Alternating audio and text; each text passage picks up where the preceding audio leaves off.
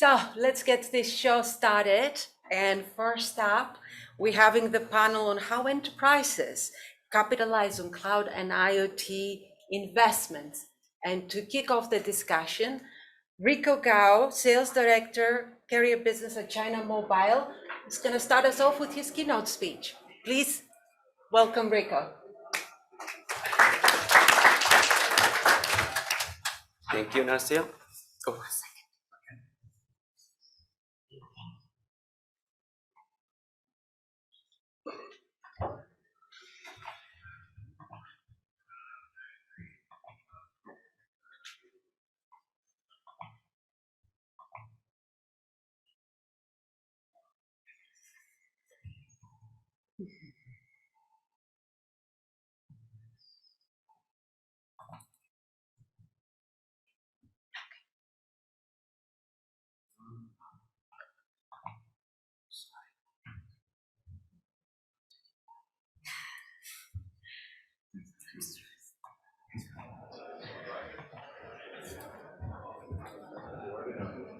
It's okay.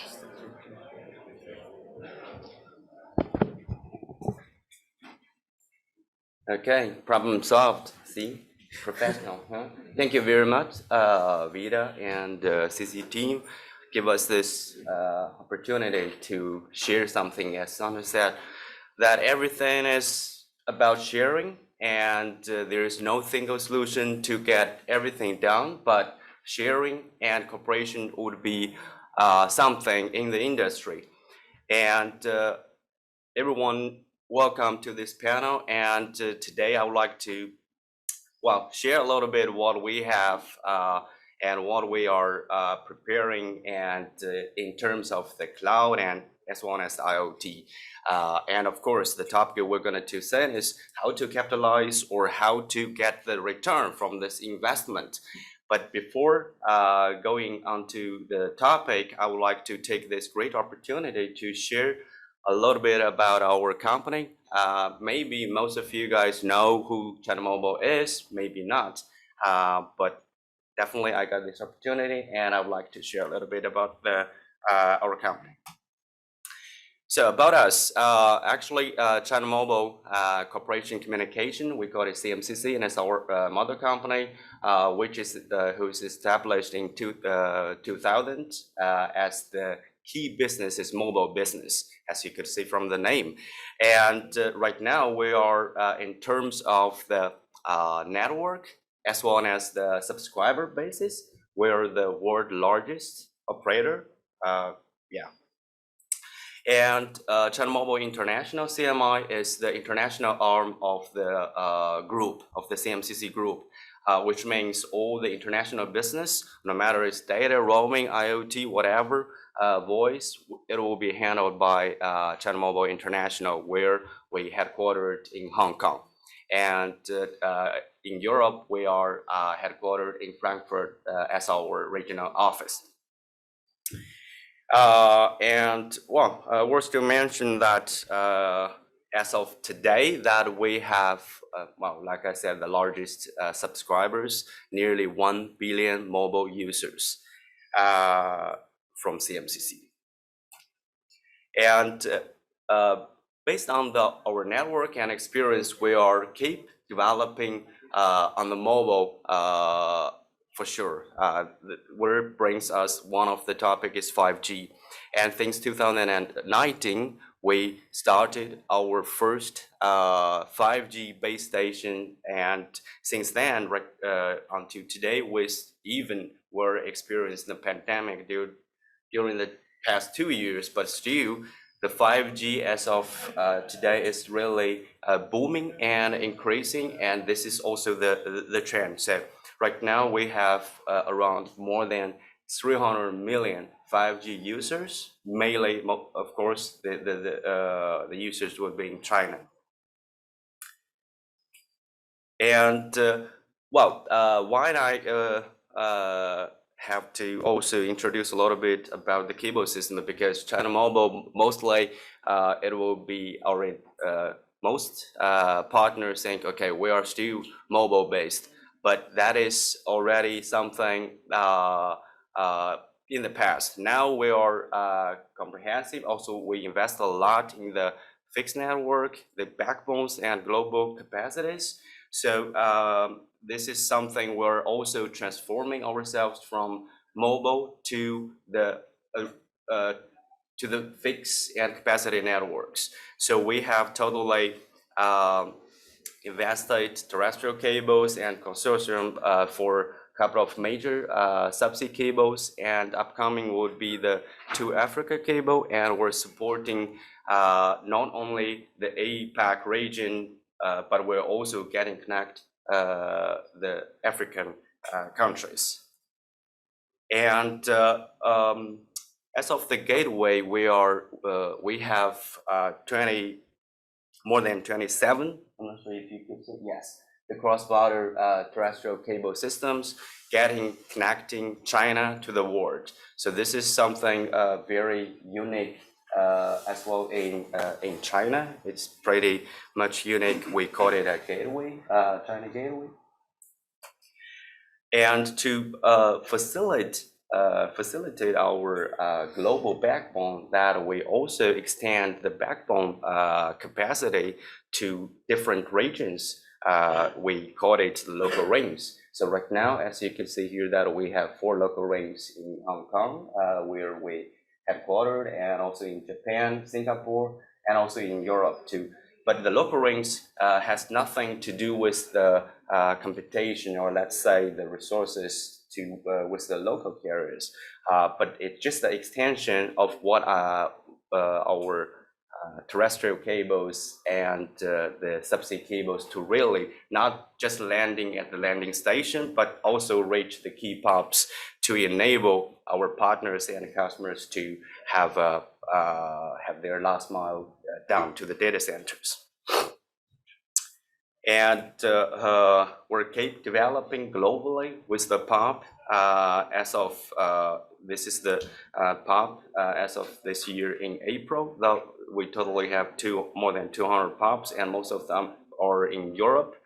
And we are making use of the POPs to provide different services, solutions to our enterprise customers, as well as some partners worldwide.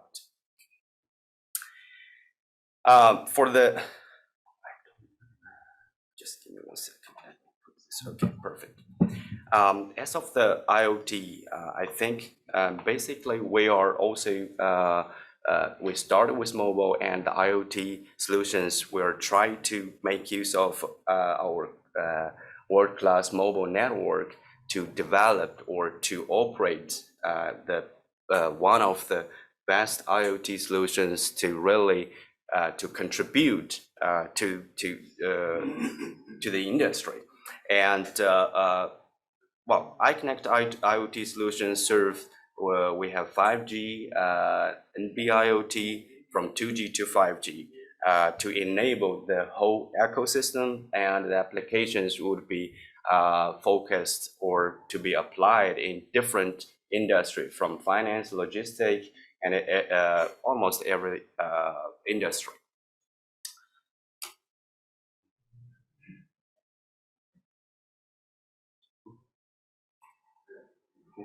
It's not moving.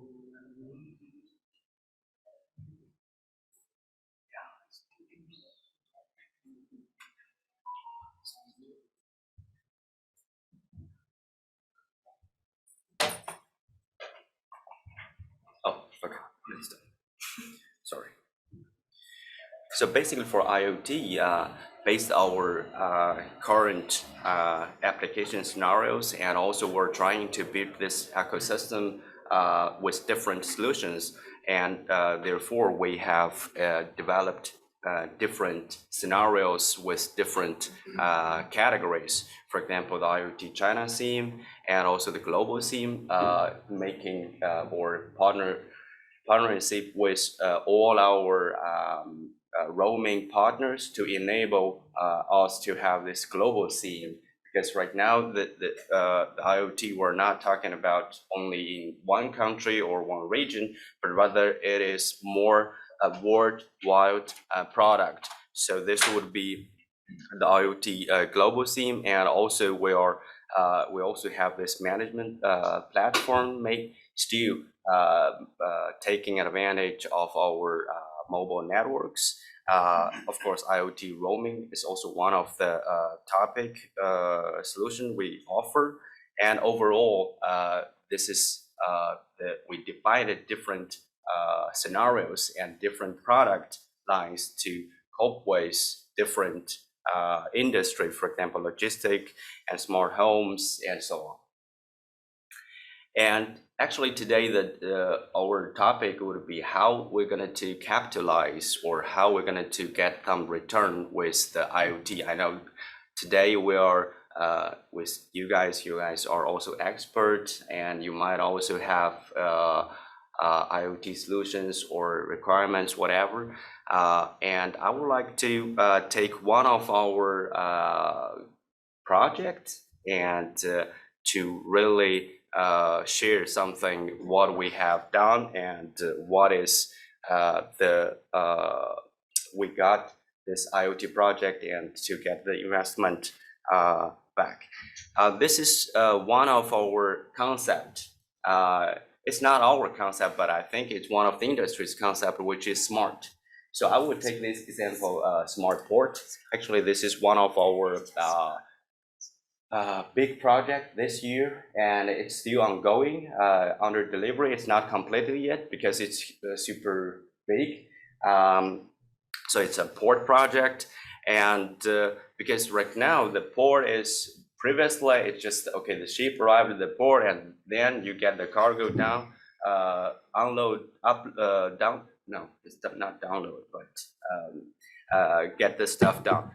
But now I think more and more ports need to be smart, and need to be kind of every box need to be transferred in different categories, and also need to be well tracked.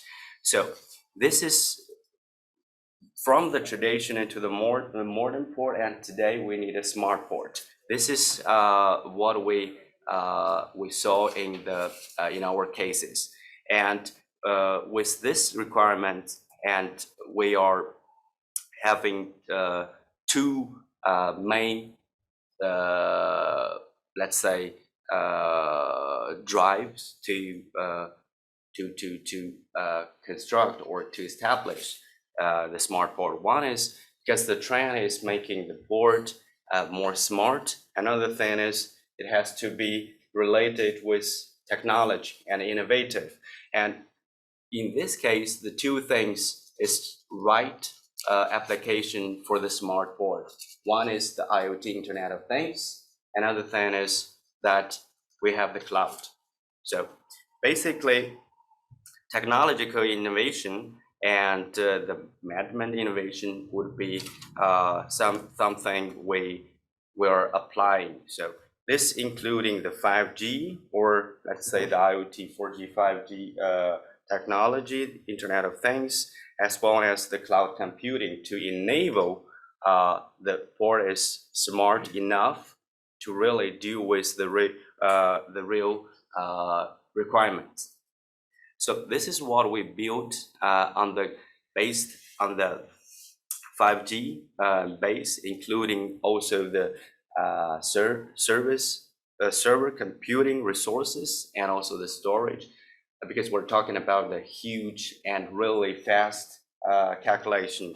So this is the platform we were building together with the technology from basically Internet of Things, IoT solutions, 5G based IoT solutions actually, as well as the cloud computing to enable the whole solution. So we call it 5G Smart Port Cloud integration on the whole picture. So basically for this solution, back to what we have been discussing is how we're going to capitalize on the investment from IoT as well as the cloud.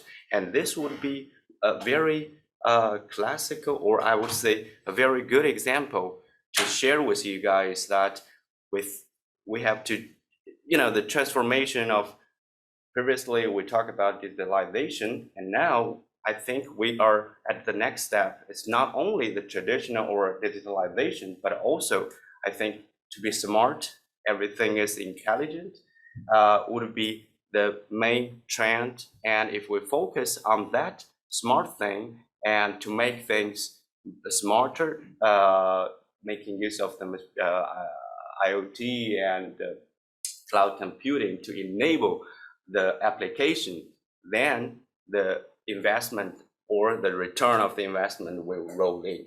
This is something that we learned from the project. So to get a smart project, it has to be efficiency, beneficial, and best of the service.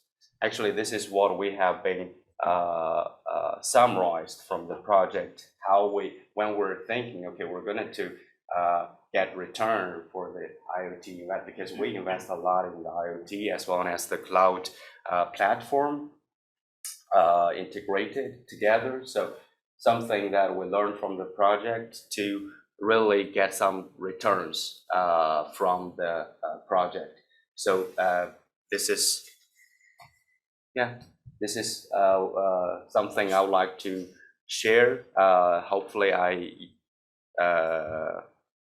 explained a little bit on the real case, and now I guess I'm thrilled to have more discussions with the experts and friends here, and I'm ready to learn from you guys, and also wish you a good discussion and a good day. Thank you very much.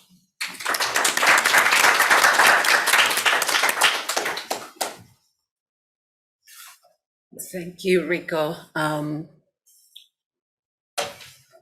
Are we having the other two panelists online? Okay. We don't know. Okay, so what we're gonna do is just like, let's consolidate a little bit down so we can have this discussion. Bear with us, folks. So anybody has any questions on the presentation that we just saw from Rico and China Mobile around how they envision and deploying IoT, Internet of Things services? I thought I will check. Yes? So we can see you. Just one question. By experience, what do you think was your biggest aha or your biggest struggle in building up the platform? Because for sure, I mean, large points in China, a lot of data, a lot of scaling is there. What was your looking back, sort of biggest aha? Well, if we're looking back, actually, the one of the biggest challenge is to really put the different technology or different things together.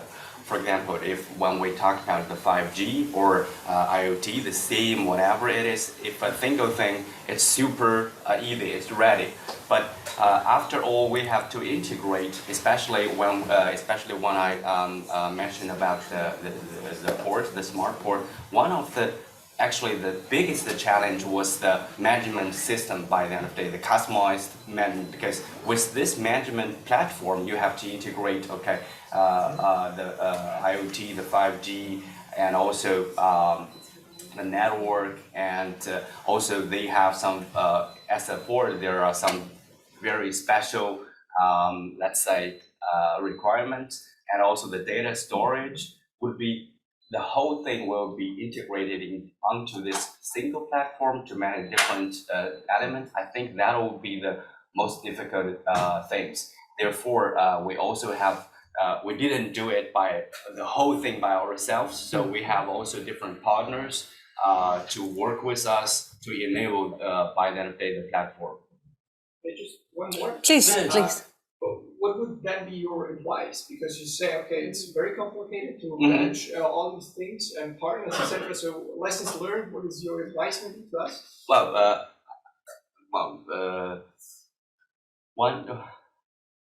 it's not. I'm really not in a position to give advice. But one tip is that I think we have to be open and to work with partners. If alone, I think, well, of course, the project is super big. If we do it alone, it takes time. But I think we're going to make more, let's say, margin out of the project. But still, but it will even more difficult. Maybe by the end of the day, the project will kind of fail. But with the open arms, and we invite different partners from the cloud side as well as and also the carrier partner, because that port is not in China. It's also out of China. So we also have the support and partnership with the local carrier operator to make things happen. So I think with no matter it's IoT or it's cloud, I think we have to work with each other on especially a very complicated project. Thank you. Thank you. Great. So to continue the discussion really, and to continue from where you guys left off on advice, let's take a step back and introduce the rest of the panelists. I will start with you, Gargana, and if you can tell us a little bit about yourself and your company, Schneider Electric, and then we can continue with the flow and the discussion. And we have Dwayne also online joining us, I think all the way from the US, if I'm not mistaken. Hi, Dwayne. I will come to you right next. Yeah, my name is Gergana, and I support German industry companies to reach their sustainability and energy goals. And that's only possible using IoT and cloud technologies. I'm electrical engineer by education, working in B2B sales at Schneider Electric. Schneider Electric, I think, is a name in the energy distribution field. And I'm very passionate about digitalization in the energy field. And most of my examples from my experience are coming from this sector. So I'm excited about the discussion. We're excited to have you with us. And next up, Dwayne Young. If you can hear us, would like you to introduce yourself. I can, and it's actually Dwan Young. Dwan, I was gonna say, right? Is it Dwayne or Dwan? Sorry, Dwan. No worries, so no worries, Young. no worries. I am so excited to join everyone. I am here in the United States. It's about 4:30 a.m. here. So forgive me if I'm not as sharp as I will be a few hours from now, but I'm truly excited to be a part of today's panel. As I said, my name is Dwan Young. I'm the Chief Marketing Officer of one of Verizon's business segments, our Verizon Partner Solutions Group, where we partner and work across the globe with carriers to create strategic partnerships and alliances in every area of the telecommunications and infrastructure business. So any way that the various assets that Verizon has across the globe that can be leveraged by our partners and creative and growth, we look to create joint ventures and strategic alliances in that realm. So excited about today's panel and look forward to the discussion. Duan, thank you so much for waking up so early to join our discussions. Much appreciated. I hope you have your choice of beverage to keep you awake over there. And we'll hopefully entertain you enough from our end to keep you awake as well. So thank you for joining us. Going back to taking a cue from the keynote that you did, Rico, and the questions about the value and the advice. When we're talking about IoT and we're talking about cloud services, there's such a big, I would say, topics, both of them together. Yes. I mean, we need to utilize both IoT and cloud in order to provide connected services. However, you know, each on its own, it's a huge investment from any company's perspective. So at China Mobile, when you guys got into, we decided to offer end-to-end IoT, we're utilizing cloud. We know you've been, you know, a whole rounded telco company for a while. What are the key components that drove you to take those decisions? Actually, for as you just mentioned, and also I think Sandra also mentioned about, I think one of the key drive for us is still the trend, the industry trend, where we're going to go.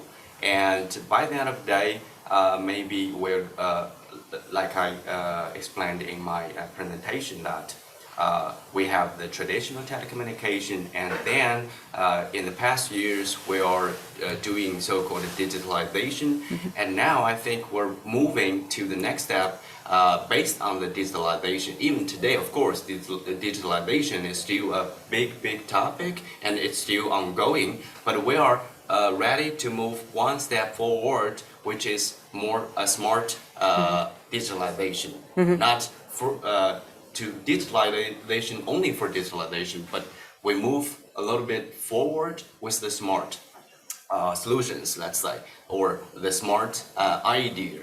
And with this idea that we thought, okay, the IoT, because everything needs to be connected by the end of the day. And the IoT for sure is the future of the industry, no matter, because everything is going to getting connected, but who is going to enable this connectivity? IoT would be the huge market.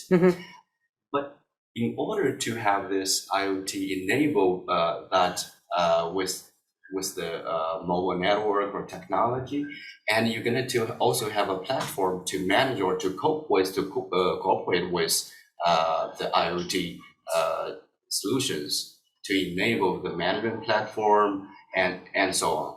So the cloud is always coping with IoT together, and they're like let's say the two tracks of the railway. So they're always coping with each other to moving forward. That's why we saw this as the trend, industry trend. So we're trying our best to move a little bit forward and try to share. Of course, I think there are a lot of different perspectives and ideas, but this is how we see this, and this is how we decided to really develop different IoT solutions to enable different applications and scenarios. Fantastic, thank you for that. I will come to you, Duan, to hear your perspective from the Verizon side.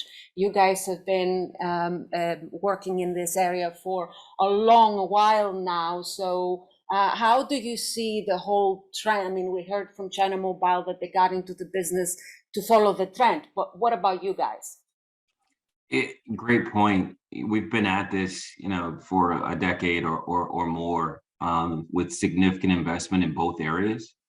So, taking it back, to our, build out of the network, which is continuous, our acquisition of companies like Terramark to build out our cloud platform, our proliferation of data centers, as we heard from Rico earlier, the significant nodes and investments in different regions of the world as it relates to these areas is significant. Verizon has followed a similar path over the last several years of investment in both data centers, cloud, and of course our network capabilities. So in the last few years, we will have invested over $125 billion in spectrum and network build out alone, just to build out our network to prepare us to support things like IoT and 5G. The proliferation of 5G and the build out of that will enable, of course, IoT and all of the amazing technologies that are inherent with that. But in addition to that, we still have our cloud platform, our Verizon cloud platform, and we've made significant investment in partnership as it relates to cloud, which is also an investment as we have worked with companies with mobile edge computing, with Amazon, Google, Microsoft, Oracle, and others in combining our CRAN network and what we're doing from a cloud perspective. So to your question, we continue to make significant investment in the billions around both IoT and cloud. And the critical nature of that to support enterprises is we see the reason why that we've done that is to support enterprises as they go forward in their mission critical strategies and initiatives.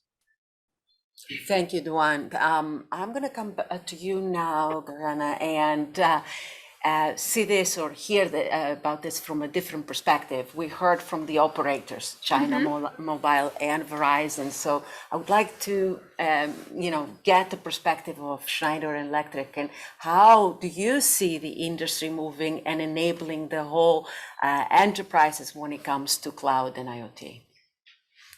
So I personally believe that digitalization only will not save the world. We need sales, and sales is required to build our great technologies, our great solution to the customers, because IoT is something new, and in a lot of fields, in a lot of conservative companies, that's needs first to be explained. So the customers need to see the value from IoT. They need to see how they will change. And I have a very small answer about the change that we can see, we can experience through IoT, and that is data-driven decision making. Data is a new gold.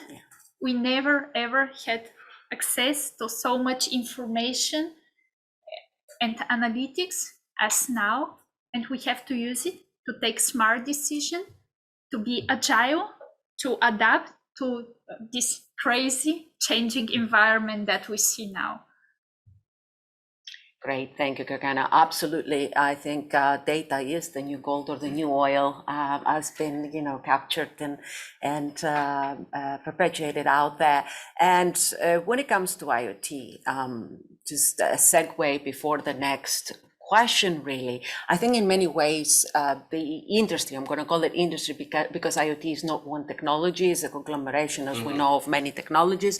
It has been misunderstood in many ways, because it enables so many different things, and because as an industry we haven't hit the analyst predictions by so and so date, and we are a little bit behind the curve, in my own estimation, at least 5 years behind what the analysts expected us to be, is just put a question mark, especially when we look at it from the enterprise perspective.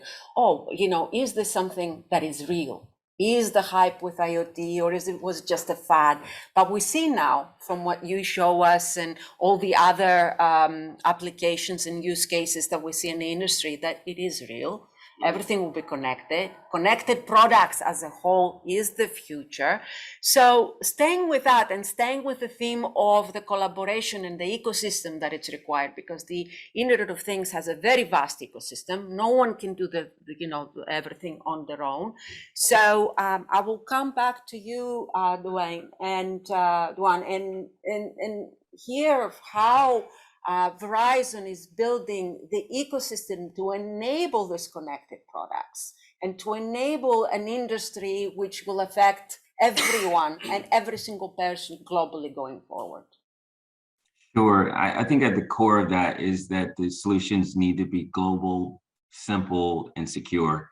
And in order to make those solutions global, you have to have partnerships with companies across the globe. So how do we interoperate? How do we connect across networks and make it seamless and frictionless for our customers and enterprises? I think that's the challenge that we have in front of us as carriers. And that's also, quite frankly, the opportunity that we have. Most companies are multinational in nature these days.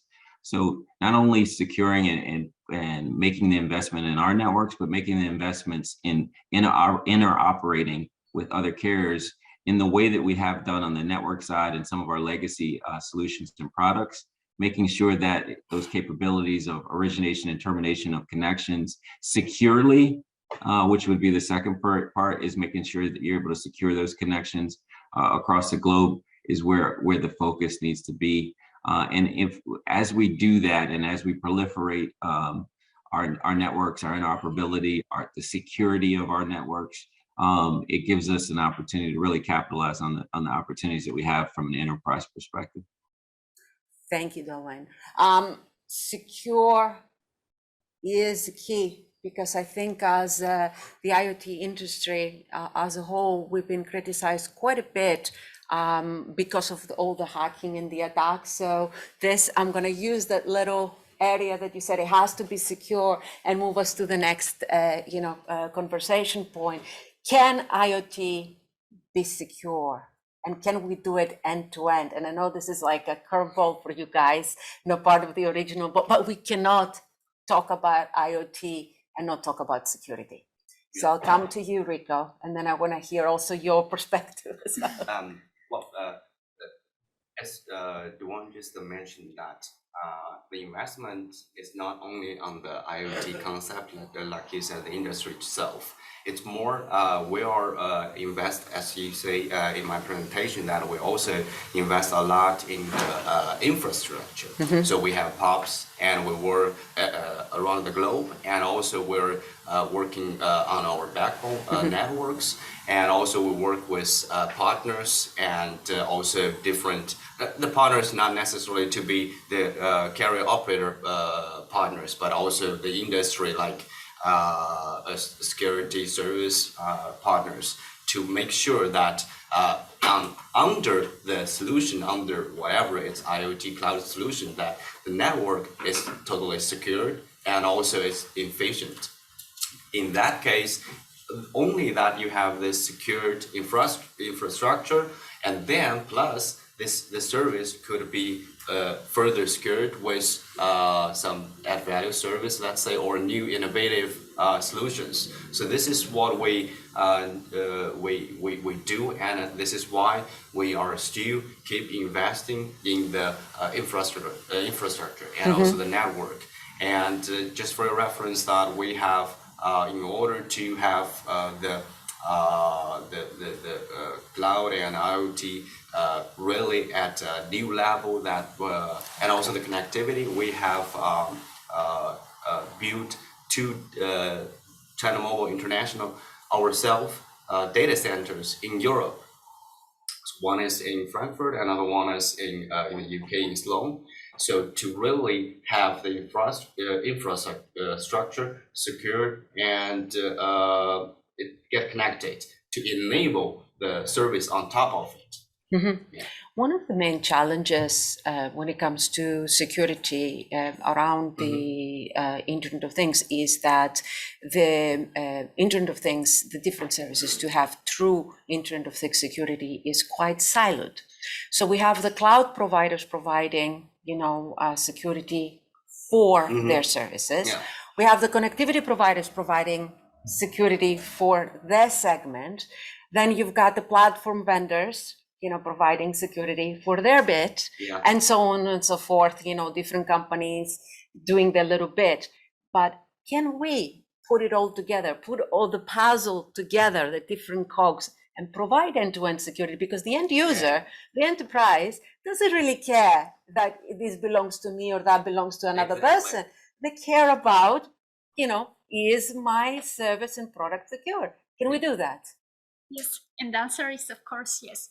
We can provide end-to-end security.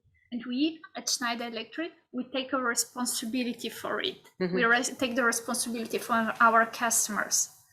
Cybersecurity is a competition industry and against hackers.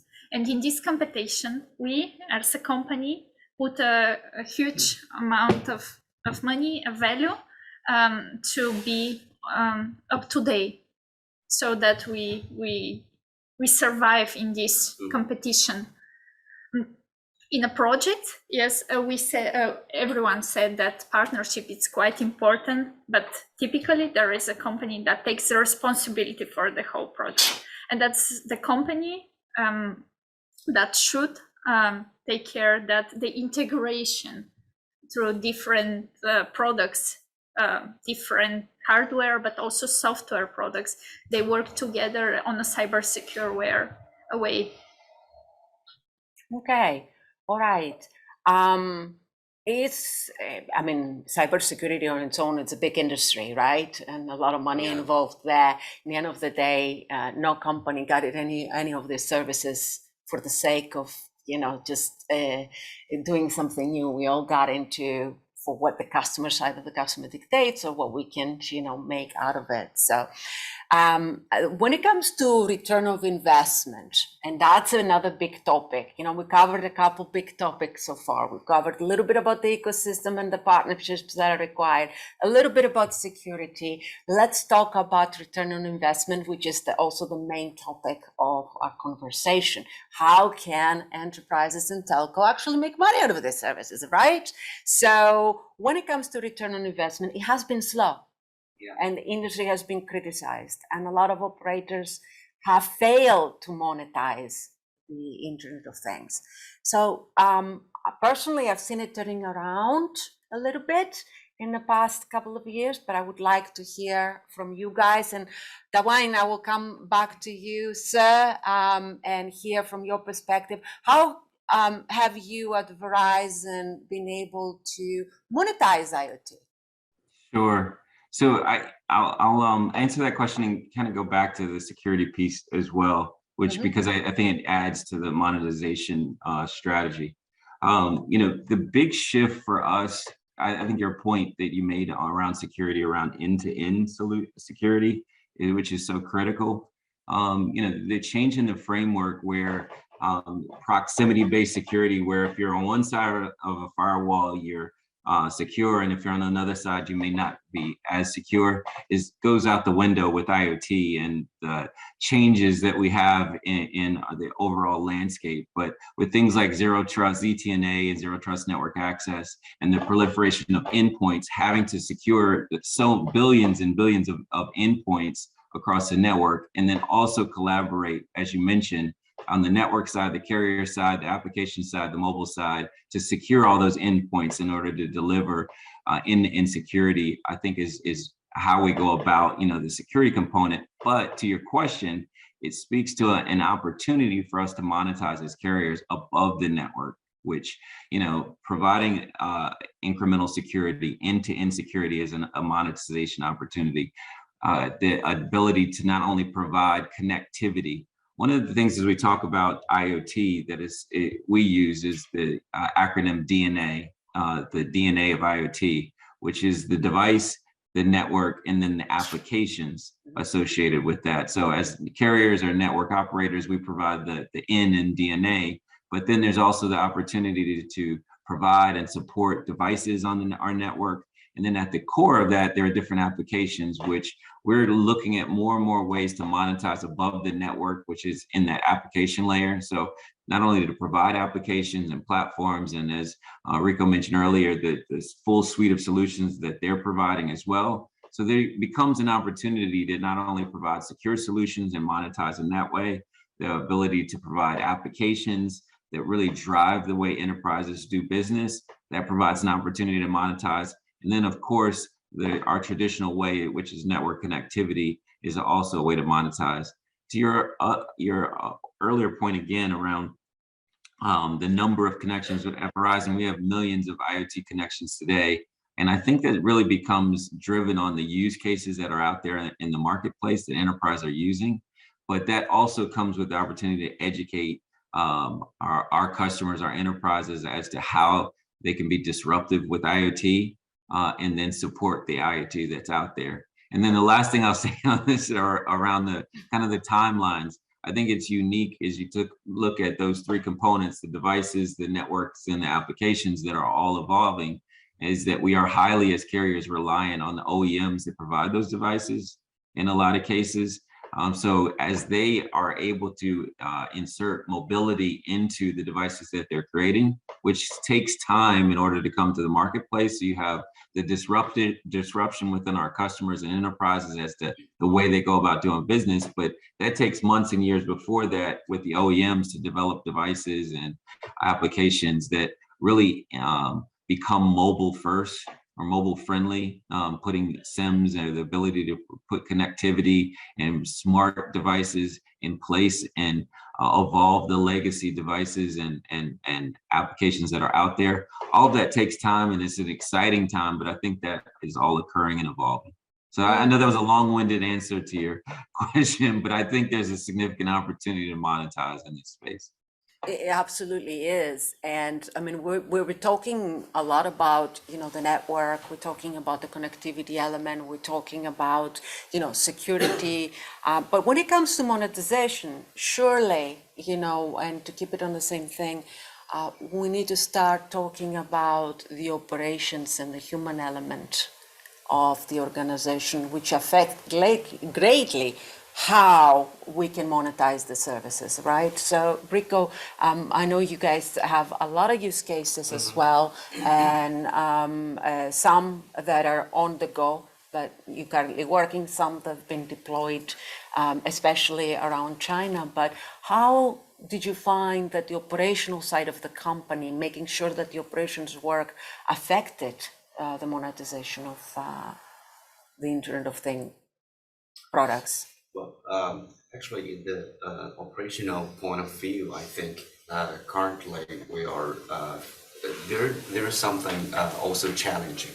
Actually, I'm not going to say everything is bright, everything is super good within the process, but especially when we're talking about the operational perspective, and actually we're number one, the challenge is how to make it more efficient, and how to and in order to make it efficient, that you need innovative ideas. Let's say, of course, we bring back to the cloud, to this stuff, so which to enable the operation a lot easier. In that case, then we're going to it's not really monetize the project, but in if we look at the whole picture, then in terms of a OPEX for the enterprises and also for us, it will be a really saving on the OPEX. So that's part of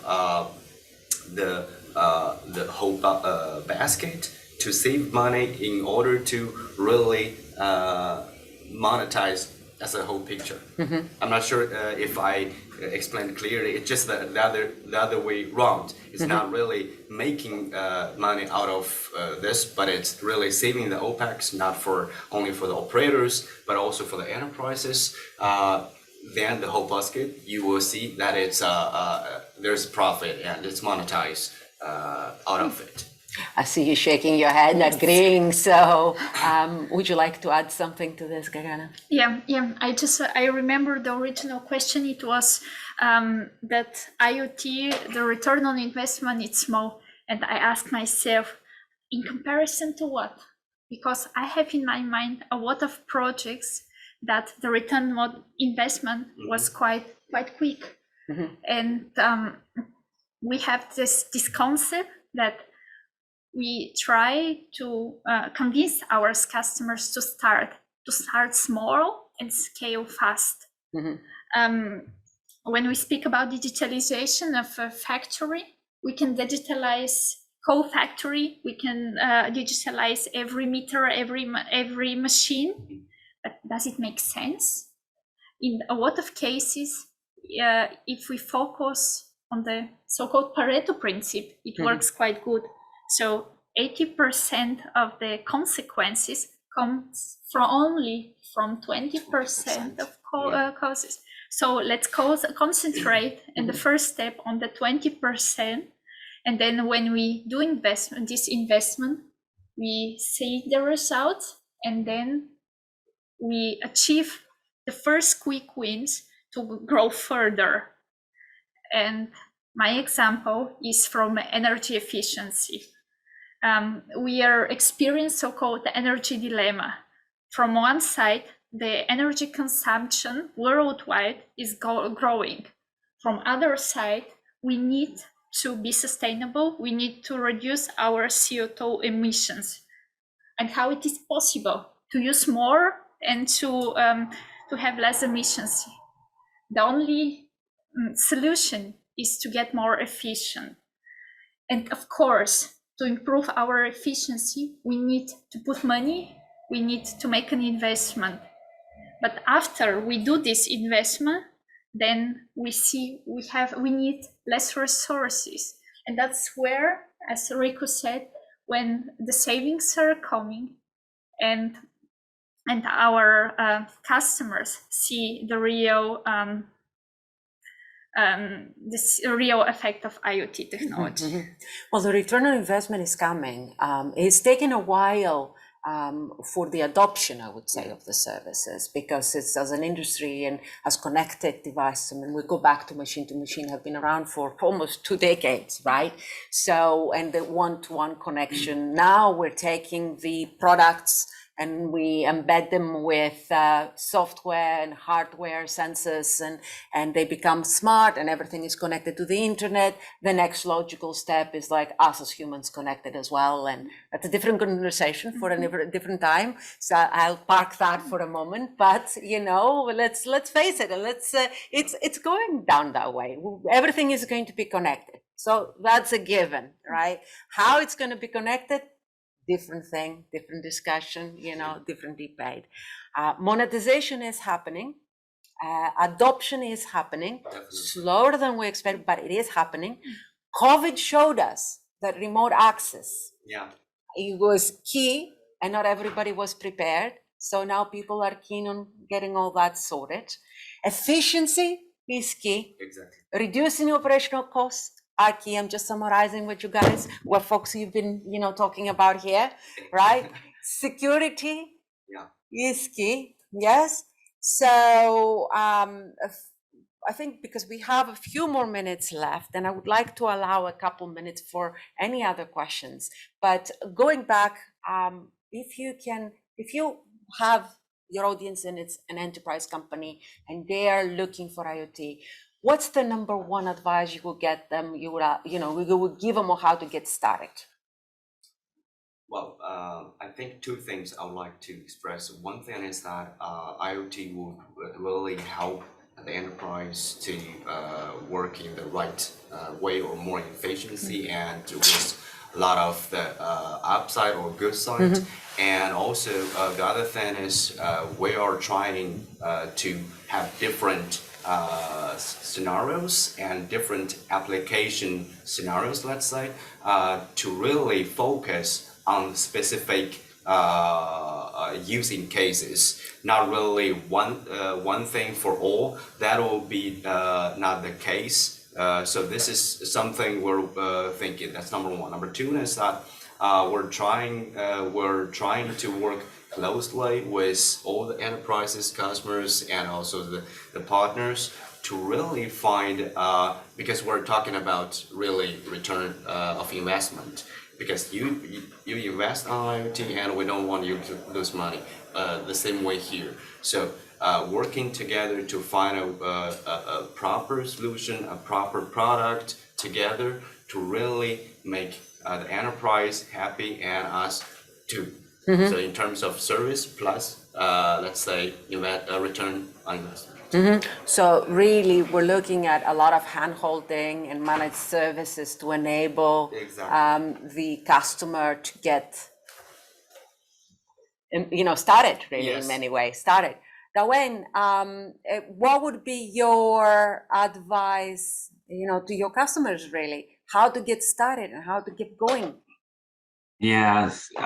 So, one of the things we talk about is as an enterprise, if you're not looking to disrupt the way you do business, you're probably going to get disrupted by your competitors. So at the core of this is not only, what are the customer insights, what are the competitive landscapes, but really looking at what are the experiences that your customers have. You mentioned the pandemic, that really shifted the way businesses, related to their customers. So continuing to look at customer experiences, automation, how do you include IoT and cloud into that, bring latency, bring more efficiency from the network to those customer experiences. And then the second component of that, as you look at the competitive landscape, as you talk to enterprises, it's around what are their business processes that can be more efficient, more effective, that can include things like IoT, that can include things like MEC, where you need increased latency and change the way that they do business and their effectiveness in doing that. So I think it starts with, the digital transformation that we talked about, but in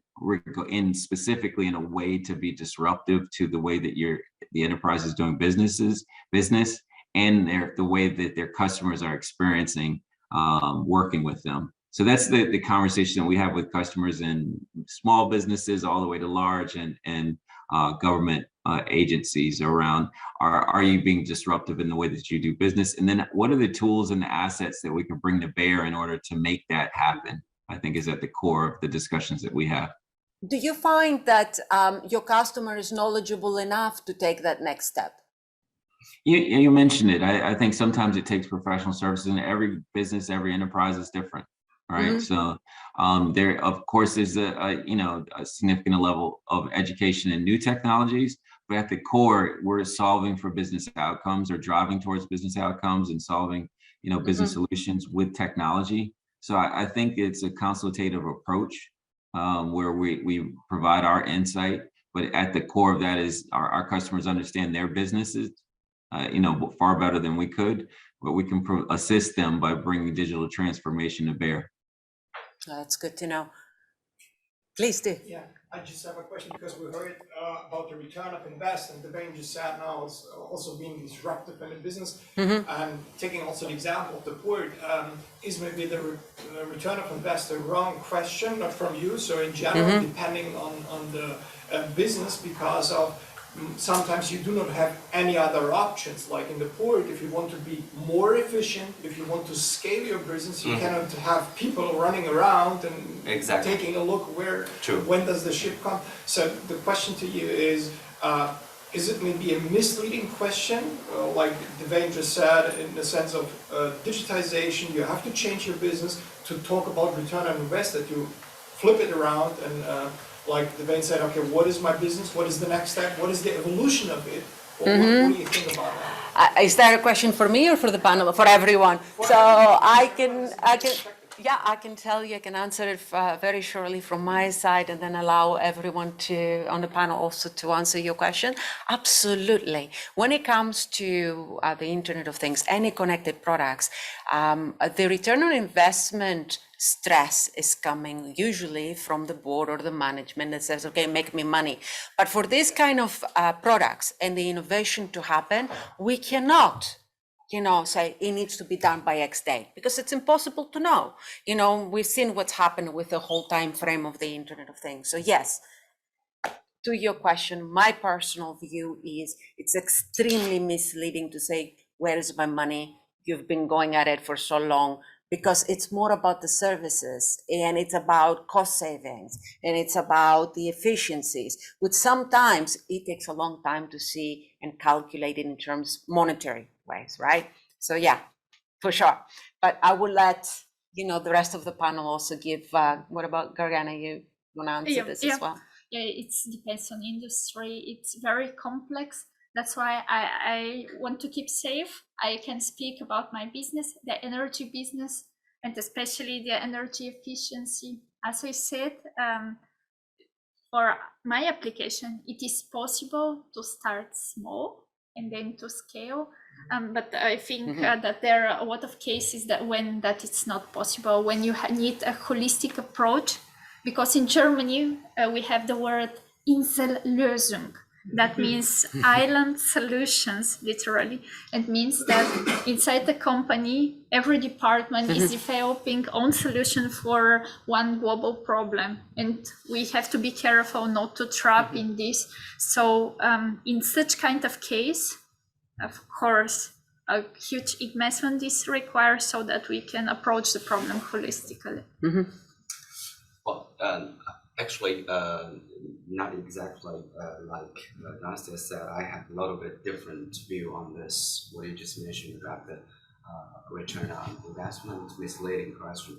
Well, for me, I think everyone, because we face a lot of projects and they do calculate the return investment. And we also do the same thing. We calculate if we're going to have anything on the investment and how long it would take. I think every enterprise and operator carriers would do the same. But therefore, I don't think it's, unlike, sorry to say it, but unlike you guys, I don't think it's a misleading question. It should be a question, but you have to get in a different perspective, not really to calculate it today, this month, this year.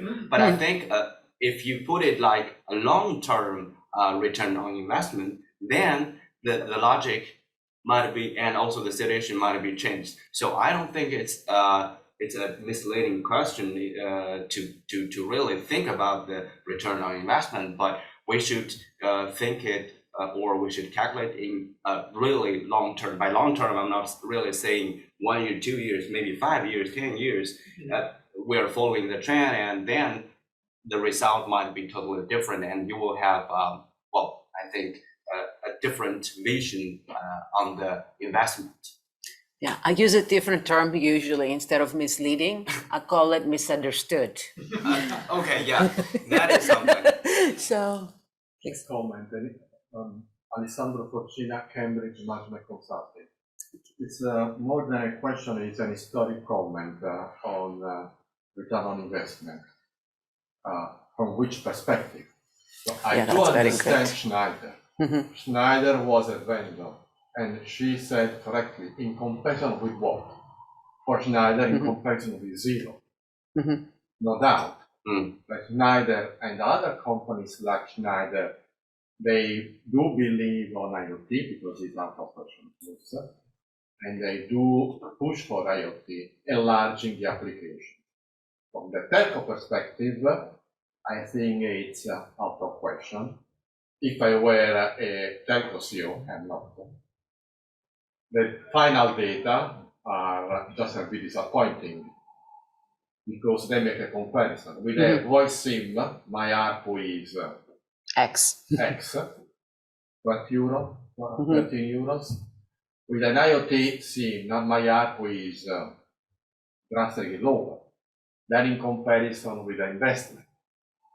So I think at the beginning, the telco industry under-evaluated the complexity. There are the partnership, has been said by many panelists, and I don't know which will be the future. Of course, you are right. We cannot dismiss IoT. It's out of question.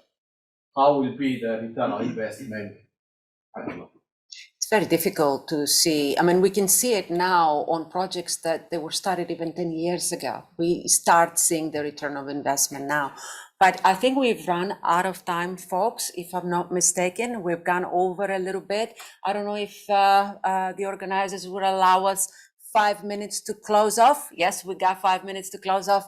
Dawan, I'm going to come back to you, sir, because it's still, you kindly join us so early in your time. If you can give us a couple closing words for the session, that would be fantastic.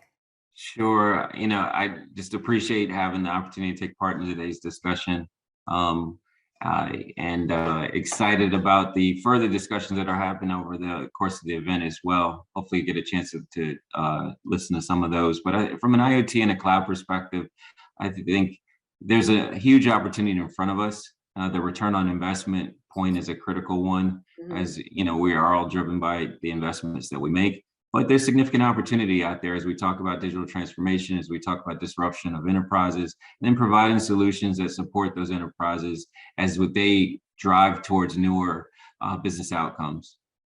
Fantastic. Thank you so much, Awen. And I'm going to come to you, Gargana. If you can give us your closing remarks. So IoT is a trend. We are experiencing, and it's not anymore to have competitive advantage if we are using IoT. It's other way around.